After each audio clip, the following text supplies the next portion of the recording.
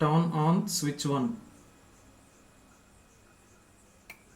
Okay, turning the switch 1 on.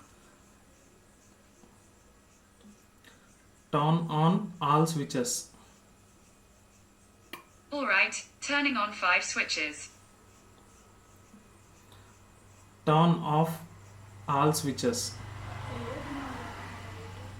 Got it, turning 5 switches off.